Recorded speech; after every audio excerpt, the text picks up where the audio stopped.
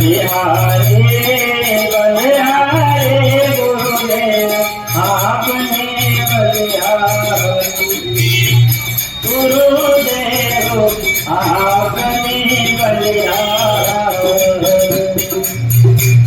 आप प्रेम से बोलो धन्य से એટલે કે ભૂલકાઓ ભજનના માધ્યમથી આશીર્વાદ પ્રાપ્ત કરશે સચિન અને નિયતિ।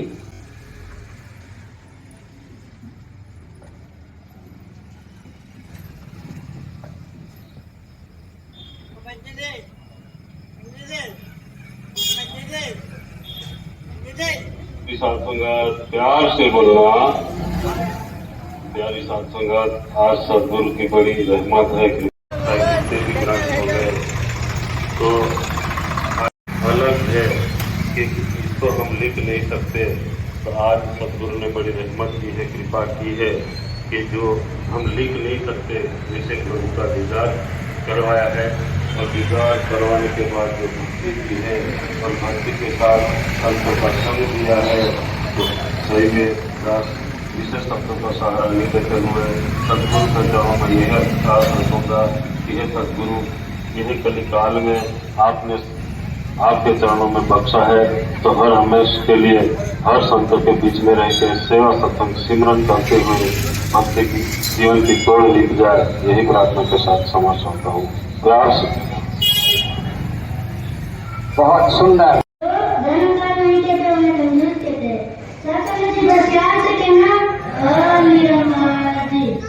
एक करके कहते एक चोर था जो एक दिन चोरी करके एक शिव जी के मंदिर में गया और मंदिर में जैसे ही गया चोरी करने के लिए तो शिव जी जो थे वो प्रकट हो गए और कहने लगे कि माँ वरदान देगा। तो शिव जी तो बोले वाले उन्होंने कहा हाँ तुम्हें मैं वरदान दूंगा और एक शर्त है कि तुम्हें मैं वरदान दूंगा पर एक ही वरदान दूंगा, सिर्फ एक वरदान, इससे आगे वरदान मैं तुम्हें नहीं दूंगा। तो फिर चोर कहने लगा हाँ कोई बात नहीं, मैं एक वरदान में ही ब्याह नारा होता जाऊंगा। तो फिर शिव जी ने कहा तो फिर चोर ने कहा कि मुझे 1 घंटे की मोहलत दो फिर मैं आपसे वरदान मांगूंगा। तो शिव जी ने उसे मोहलत दी तो वो जब घर गया तो आंगन में उसकी बूढ़ी माँ बैठी थी। उससे कहा कि माँ शिव जी प्रकट हुए वरदान दे रहे, बोल मैं क्या वरदान मांगू। तो माँ कहने लगी हट, तेरे जैसे को कोई वरदान देगा, तेरे जैसे चोर को कोई वरदान नहीं देगा। तो वो कहने लगा नहीं माँ सच में वरदान दे रहे। तो माँ ने कहा बेटा सच में दे। तो फिर चोर ने कहा हट, 80 साल तो दुनिया देखी नहीं, 20 साल देख के क्या करेगी। ऐसा कहकर वो उधर से चला गया। घर में गया और पत्नी से कहा कि शिव जी प्रकट हुए, बोल मैं क्या वरदान मांगू। तो वो कहने लगी कि आपको अक्ल नहीं है, शादी हुए 15 साल हो गए, अभी तो शिव जी प्रकट हुए। तो पत्नी को समझ आ गया कि बाप बड़ा ना भैया, सबसे बड़ा रुपया। तो चोर चला गया शिव जी के पास। तो शिव जी से कहा कि आप मुझे वरदान दोगे। तो शिव जी ने कहा दूंगा, जरूर दूंगा। तो चोर ने कहा मेरी माँ अपने पोते को सोने की थाली में खाना खाते देते हैं, क्या वरदान मांगा। मेरी माँ अपने पोते को सोने की थाली में खाना खाते देखे। तो शिव जी को समझ आया वाह यार इसने तो मुझे लपेट लिया। तो बोले इससे हमें यह सीख मिलती है कि आज का इंसान बहुत प्रगतिशील हो गया है, आजकल बहुत आगे बढ़ गया है और उन्हें यह नहीं पता कि हम जिस का है कि आए थे हरि भजन को होटल लगे कपास। इसका अर्थ यह है कि अच्छे काम को छोड़कर महत्वहीन काम में लग जाना। इसलिए हमें इस भक्ति से जुड़े रहना चाहिए और हर वक्त हर घाट में सुमिरन हो। ऐसी अर्थात प्रार्थना के साथ साथ समझी प्यार से कहना। आपने प्रार्थना किया था हमारी सविता बहन, पूज्य सविता बहन, जिसका नाम ले महात्मा गण हो वो कृपा करके यहाँ आ जाए।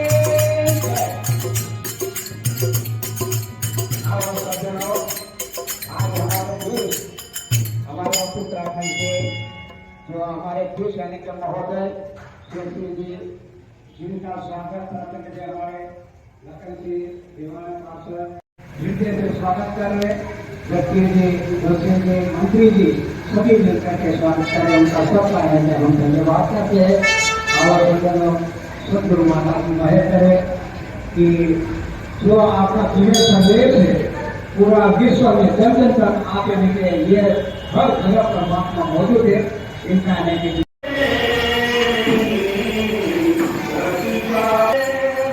मंदिर से बेखबर है भूला हुआ डगर है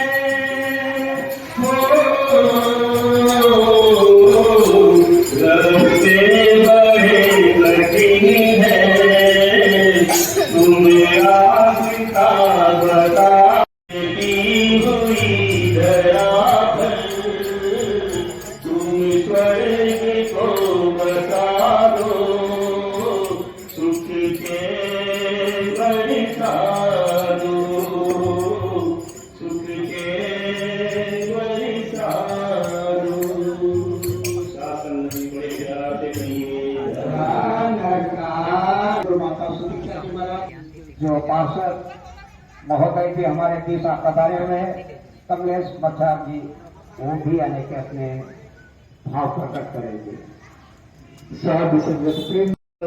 में नगर में पधारे हमारे ऐसे गुरुजी और आज हमारे मेंगल में सभी भक्त आए जैसे ग्रामीण से आए हैं नगर से आए हैं और हमारी माता और बहनें सभी आए हैं नगर में आज गणेश मंदिर प्रांगण में मैं सभी का स्वागत अभिनंदन करता हूं नगर परिषद की ओर से और मेंगल की ओर से आभार व्यक्त करता हूं। वाह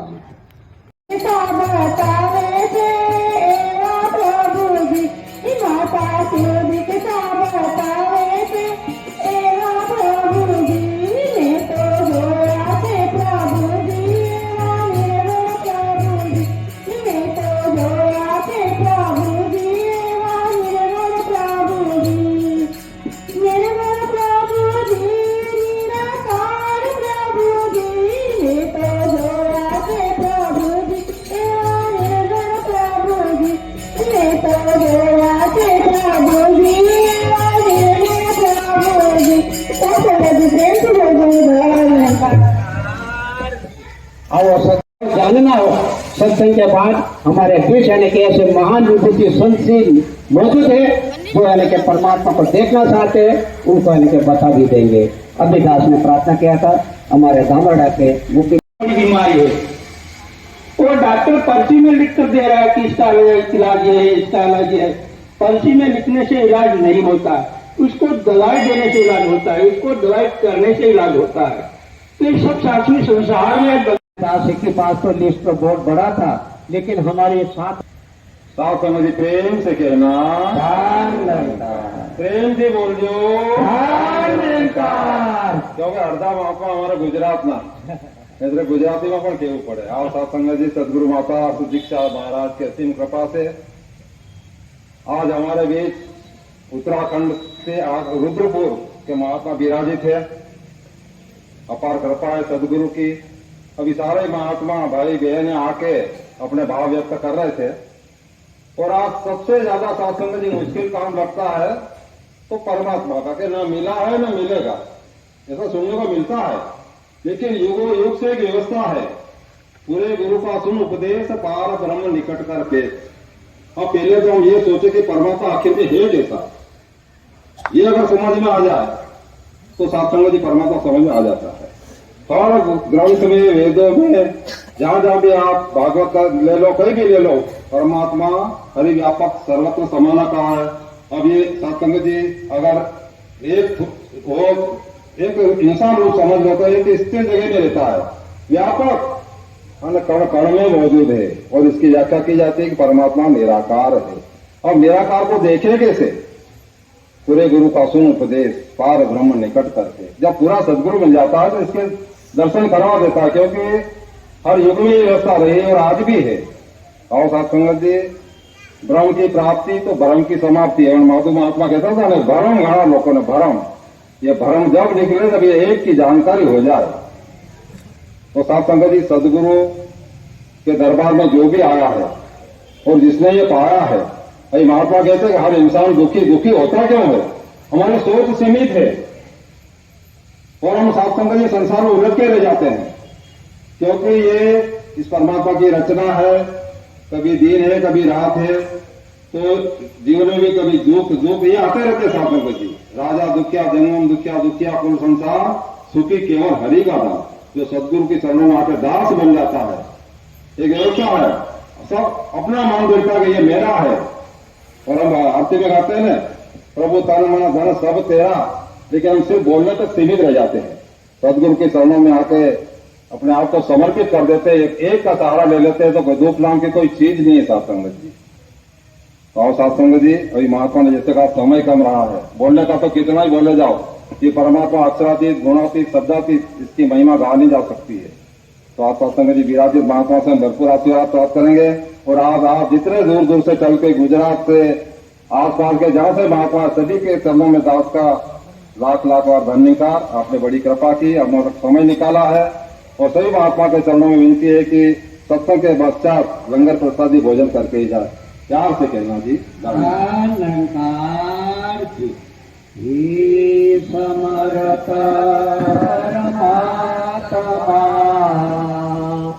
हे निर्गुण निरंकार,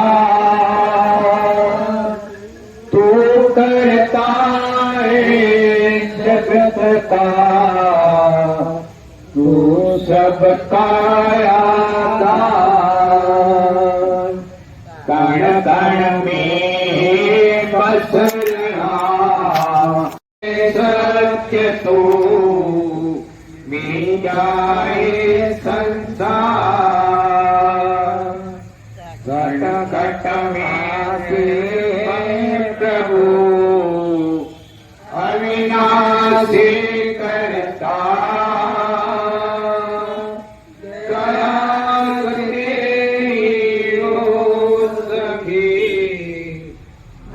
सागर से पार, निराकार साकार तू, जग के पालनहार,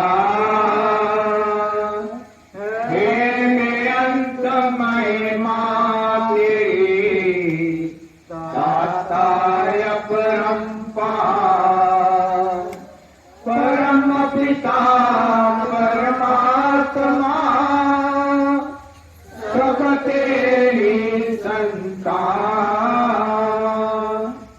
भला करो सबका प्रभु, सबका हो कल्याण, भला करो सबका प्रभु, सबका हो कल्याण। परम सत्कार शासन जी, प्यार से कहना तन का छी। वो सदगुरु माता सदीक्षा सविंदर हरदेव जी महाराज की जय। शास्त्र कहा गया है, मानव जन्म दुर्लभ है, होत न बारंबार, जो फल पक भाइन गिरे बहुत लागेदार। वैसे फल टूटकर डाली से टूटकर नीचे गिर जाता है, दोबारा डाली पर नहीं लगाया जा सकता। उसी प्रकार से मानव देह को भी एक अवसर मिला है, बारी मिली है।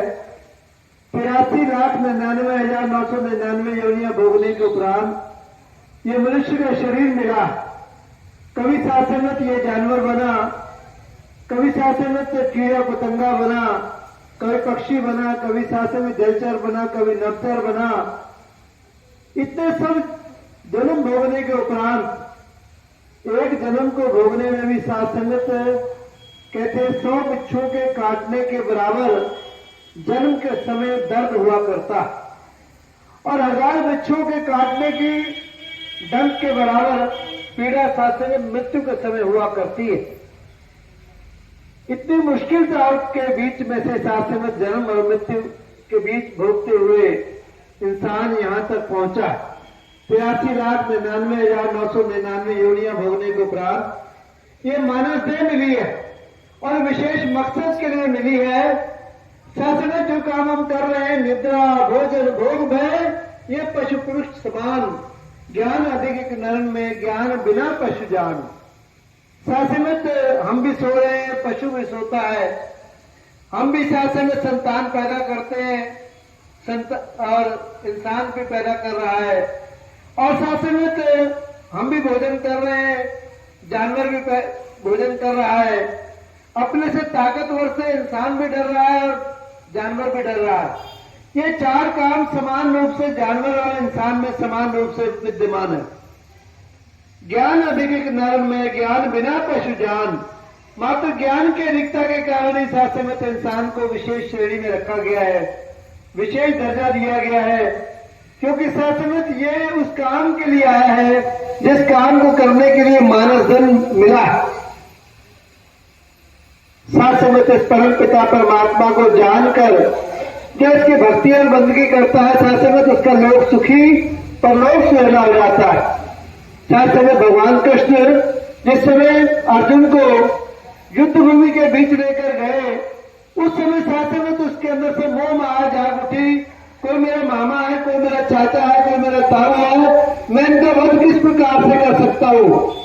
जब ये मोह जागा तब शासनिक भगवान कृष्ण ने पूछा, हे अर्जुन, तुम मुझे किस रूप में जानते हो?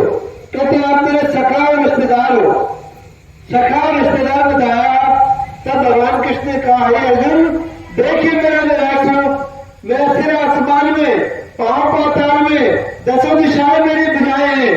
जो मेरे इस अडोल और अविनाशी स्वरूप को जान लेता है उसको योनियों में नहीं आना पड़ता। आज भी शासनिक माता सुदीक्षा जी महाराज इसी ज्ञान की चर्चा कर रही है जिस ज्ञान को शासनिक भगवान कृष्ण ने अर्जुन को दिया था।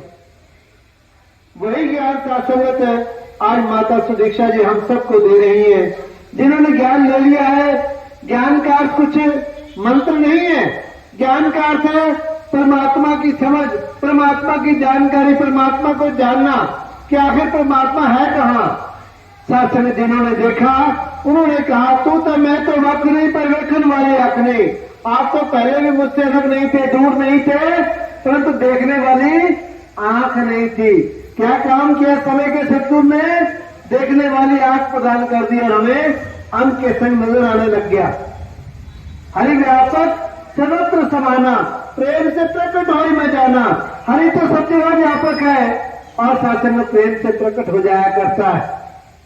कहते हैं शासनिक एक रकाम में पैर रखने से लेकर दूसरी रकाम में पैर रखने के अंतराल के बीच में जो समय लगता है, इतने कम समय में परमात्मा को जाना जा सकता है। फूल के मसलने में समय लगता है, परंतु परमात्मा को जानने में इतना समय भी नहीं लगता। शासनिक जो जानकार है वो बता देता है। शासनिक आवश्यकता क्या है? जानकार को ढूंढने की। शासनिक अगर इंग्लिश सब्जेक्ट की जानकारी लेनी हो तो इंग्लिश के टीचर को ढूंढा करते हैं। मैथमेटिक्स पढ़ने का मन हो तो मैथमेटिक्स के टीचर को ढूंढा करते हैं। और शासनिक हिंदी के शासनिक ज्ञान को अर्जित करना हो तो हिंदी के टीचर को शासनिक ढूंढा करते हैं। उसी प्रकार से जब ये परमात्मा की जानकारी चाहिए होती है तो परमात्मा के जानकार महात्मा को ढूंढने की आवश्यकता होती है। और शासनिक ये तुरंत 1 मिनट का समय भी नहीं लेता और उनके संग दिखा दिया करता है। जिन्होंने देखा उन्होंने कहा, शासनिक ये तो मेरे अंग के संग है, मेरे रोम रोम से स्पर्श कर रहा है, मेरे शायर से भी नजदीक है। मैं आंख खोलता हूं तो ये तुरंत नजर आने लग जाता है। मुस्लिम भाई जब नमाज अदा करते हैं तो ये कहते हैं कि मेरे दोनों हाथों और आंखों के बीच में खुदा। शासनिक यही खुदा, यही रब, यही ईश्वर पिता परमात्मा जिसको तमाम धर्म ग्रंथों के बीच में बताया गया है। शासनिक आज माता सुदीक्षा जी शासनिक तुरंत करके दिखा दिया करते हैं, अंक के संग दिखा दिया करते हैं। शासनिक समय की बात है कि एक राजा हुआ, उसकी संतान नहीं थी। उसका बड़ा मन था कि मेरे घर संतान हो जाए। उसने शासनिक ढोंडी पिटवा दी, जो भी मेरे घर संतान होने के रास्ता बता देगा मैं उसको वो मांगा इनाम दूंगा। साथ संगत 3 तांत्रिक उनके पास पहुंचे और उन्होंने कहा कि आप अगर टोली पिटवा दो, कोई माता पिता मुंह मांगी कीमत लेकर अपने बच्चे को अगर आपको सौंप देते हैं और आप उस बच्चे की बलि दे देते हो तो अवश्य ही आपके घर में संतान का योग बन सकता है। जब इस प्रकार से कहा तो राजा ने ढोंडी पिटवा दी और साथ संगत एक माता पिता ने सोचा कि हमारे घर में बाकी बच्चे तो सब कमाई धमाई करने वाले हैं, सिर्फ एक बच्चा ऐसा है जो कुछ भी कमाता धमाता नहीं है, सारा दिन सत्संग में बैठा रहता है, संतों महात्माओं की शरण में जाया करता है और उसको कोई काम नहीं है। सत्संग क्यों ना हम राजा को उस बच्चे को सौंप दें, जिससे सत्संग में बहुत अधिक धन हमें मुंह मांगा मिल जाएगा और सत्संग से इस बच्चे का भी सत्संग राजा के घर पहुंच जाएगा, मुंह मांगी कीमत हमें मिल जाएगी। ये बात सोचकर सत्संग माता पिता ने उस बच्चे को राजा को सौंप दिया। उस बच्चे की बलि की तैयारी हो गई। वो तांत्रिक जब बलि देने लगे तो सत्संग राजा ने पूछा, बच्चे अगर तुम्हारी को अंतिम इच्छा हो तो बताओ। सत्संग उस समय बच्चे ने कहा, राजन आप मेरे माता पिता को मेरे मुंह मांगी कीमत दे चुके हो, अब आप मुझे अंतिम इच्छा क्यों पूछ रहे हो? कहने लगे, मेरा ध्यान है कि आपकी अंतिम इच्छा पूछ ली जाए ताकि मरने से पूर्व आपके मन में क्या है ये जान तो सके। सत्संग ये बात सोचकर राजा ने सत्संग जब बार बार पूछा तो कहने लगा सत्संग तो बच्चा, अगर आपका ऐसा ही ध्यान है तो एक बोरी रेत की मुझे मंगा दे। तो सत्संग तो रेत की बोरी आ गई। उसके सत्संग तो उसने 4 ढेरियां बना दी और सबसे पहले ढेरी के सम्मुख गया, उसकी परिक्रमा करके उस ढेरी को सत्संग लात मार दे तोड़ दिया। फिर सत्संग दूसरी ढेरी के सम्मुख गया, उसकी परिक्रमा करके उसको भी लात मारकर तोड़ दिया। फिर तीसरी ढेरी के सम्मुख गया, उस ढेरी को भी लात मारकर तोड़ दिया। फिर चौथी ढेरी की परिक्रमा करके सत्संग वहां हाथ जोड़कर बैठ गया और सत्संग कहने लगा, राजा ने आप मेरी बलि दे सकते हो। तांत्रिक जो संख्या में 3 थे उनके मन में वहम लेखा आ गया कि हो ना हो इससे कोई जादू टोना कर दिया है, क्योंकि सत्संग हमारी संख्या में 3 है, हम भी 3 लोग हैं और सत्संग इसने ढेरियां भी 3 ही तोड़ी है। हो सकता है कि हमारे लिए कोई न कोई इससे वरदान पैदा कर दिया। ये बात सोचकर सत्संग राजा से कहा कि पूछो इससे ढेरियां क्या क्यों तोड़ी।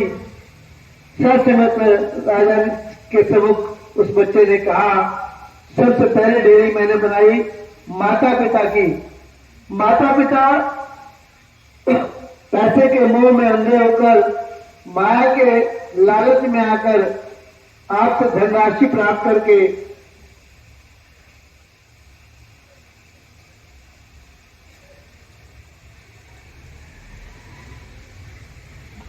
आपको सौंप दिया है, इसलिए माता पिता से भी हमारा नेह नाता खत्म हो गया है।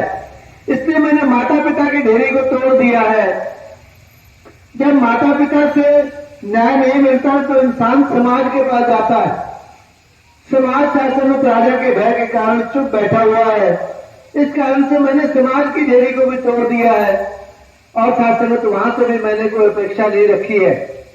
और शासन में राजा मेरी मुंह मांगी कीमत मेरे माता पिता को अदा कर चुका है। इस नाते राजा से भी अब किसी न्याय की अपेक्षा मुझे नहीं है, इसलिए मैंने राजा की ढेरी को भी तोड़ दिया है।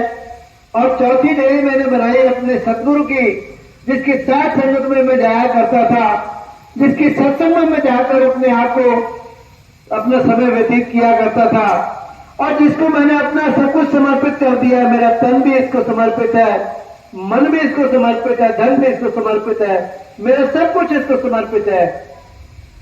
अब मैंने अपने सदगुरु को अपना जीवन सौंप दिया। शास्त्र राजा के मन में विचार आया, इस बच्चे की अगर मैं बलि दे देता हूं, हो सकता है मेरे घर संतान हो या ना हो, ना होने का योग भी हो सकता है, साथ ही बेटा होगा या बेटी होगी ये भी कोई पता नहीं। ये बेटा भी है, धर्म के प्रति इसकी आस्था भी है, अपने गुरु के प्रति दृढ़ निश्चय वाला भी है। क्यों ना मैं इसी बच्चे को अपने पुत्र के रूप में स्थापित करते हुए युवराज के रूप में स्थापित कर दूं। ये बात सोचकर राजा ने रानी से वो वजीरों से मंत्रणा की और शासनमत उस बच्चे को युवराज के रूप में अपने बगल में एक सिंहासन देकर शासन में बिठा दिया और युवराज के रूप में तिलक कर दिया। कहने का भाव 2 मिनट पहले उस बच्चे को फांसी दी जानी थी या बलि दी जानी थी, उसकी मृत्यु हो जानी थी, उसकी जान चली जानी थी। और कहां शासन सदगुरु के प्रति दृढ़ निश्चय के कारण और शासन इस आस्था और विश्वास के कारण उसका जीवन बदल गया और उसको शासन मृत्यु के स्थान पर, बलि के स्थान पर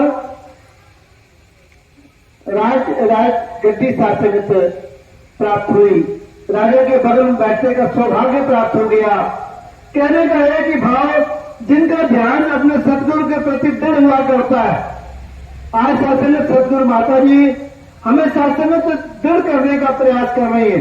उठते बैठते चलते फिरते श्वास श्वास सिमरो गोविंद मन अंतर के उतरे चिन्ह, श्वास श्वास सिमरन करने के लिए बार बार प्रेरणा दे रही है। और शासनत अगर हम इस निराकार पावन परमात्मा को जानकर इसको ध्याते हैं तो शासनत हमारे मन की तमाम चिंताएं समाप्त हो जाती है और केवल दृढ़ निश्चय के साथ शासनत हमारा जीवन गुरु के चरणों में अर्पित समर्पित हो जाया करता है। शासनत जब इस प्रकार से हमारा जीवन निश्चित रूप से गुरु के रूप में गुरु के मार्ग पर रह जाया करता है, फिर जीवन में कोई तोड़ नहीं आया करती, कोई घाट नहीं आया करती, कोई कमी नहीं आया करती। सहज भाव में जीवन सरल हो जाया करता है, सहज हो जाया करता है। और शासन जो जीवन को सत्यों के अर्पित समर्पित कर देते हैं, फिर उनके जीवन में कोई तोड़ और कमी नहीं रहा करती। उनका जीवन सरल और सहज होते हुए शासन तो उसका इस भक्ति और बंदगी में जीवन व्यतीत होने लग जाता है। और फिर शासनत इस जीवन में जिस काम के लिए शासनत इंसान आया है वो काम भी पूर्ण हो जाता है। इस रमे राम की सोची मिल जाती है। इस रमे राम की सोची के उपरांत ये आत्मा इस परम पिता परमात्मा को प्राप्त करके जिस समय ये बर्तन टूट जाता है, ये शरीर छूटता है, तो शासनत इसको भटकन नहीं होती और शासनत इसकी भटकन समाप्त करके इसको शासनत इसी निराकार पारब्रह्म परमात्मा में लीन होना होता है। तभी कहते हैं ब्रह्म लीन हो गया। शासनत उसकी भटकन नहीं होती क्योंकि शासनत पता चल गया मेरी मंजिल कहाँ है, मुझे जाना कहाँ है, मैं आया कहाँ से हूँ और शरीर के छूटने के बाद जाना कहाँ है। जब ये भटकन समाप्त हो गई तो फिर शासनत इंसान को समझ आ गया मेरा पता क्या है, मेरा ठिकाना क्या है, मैंने जाना कहाँ है, मैं आया कहाँ से हूँ। जब ये पता चल जाता है तो फिर इंसान की भटकन समाप्त हो जाती है। फिर वो शासनत पता चल गया कि शरीर से छूटने के बाद मुझे इस निराकार में जाना है। शासनत आज संत महात्मा शासनत निराकार पारब्रह्म परमात्मा की कृपा से आज शासनत इस गणेश मंदिर में पहुंचकर, इसके प्रांगण में पहुंचकर सत्संग का आनंद ले रहे हैं। और शासनत आपके बीच में महात्मा वर्दी चंद जी जो मुखी महात्मा है और शासनत यहाँ के जो पार्षद व शासनत नगर परिषद के अध्यक्ष हैं कमलेश मचार जी और शासनत मंगल सिंह जी जो शासन संचालक महात्मा है सेवादल के, इन सबका आभार व्यक्त करते हुए आयु शासनत का भी आभार व्यक्त करता है और साथ ही सबके भले की याचना प्रार्थना कामना करता है। शासनत सबका भला करे भगवान, सबका सब विधि हो कल्याण, किसी को कोई भी कमी न रहे, खुशी दे दे उतनी कोई गमी न रहे, सुख पादे सारे सब दी चोली विच, फिर भी मिलाए रख संता ने चोली विच। मुझे कौन पूछता तेरी बंदगी से पहले, मैं तो बुझावा देता तेरे औषधि से पहले। लख खुशियां लख पाशाइयां जो सदगुरु नजर करे, प्यार से कहना जी धन्यकार जी।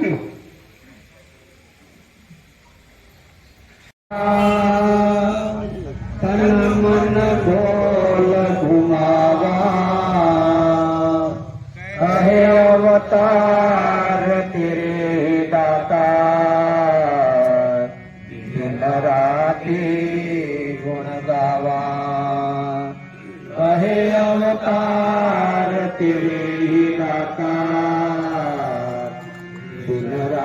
के गुण गावा, एक तू ही निरंकार, एक तू ही निरंकार, तेरा सदा भुलनहार, तेरा सदा भुलनहार, तूने दाता बख्शनहार, तूने दाता बख्शनहार, मेरे अवगुण ना स्वीकार, मेरे अवगुण ना स्वीकार,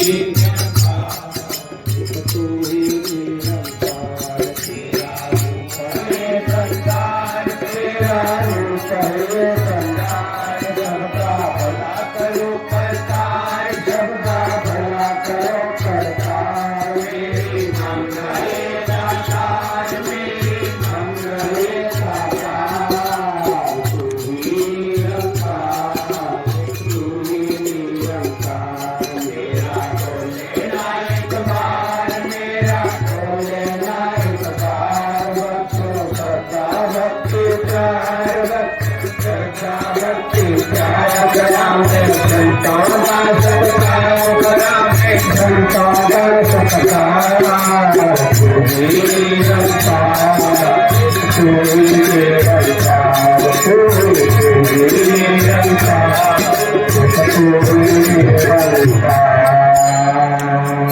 सद्गुरु माता सुदीक्षा सविकार हर देव की महाराज की जय।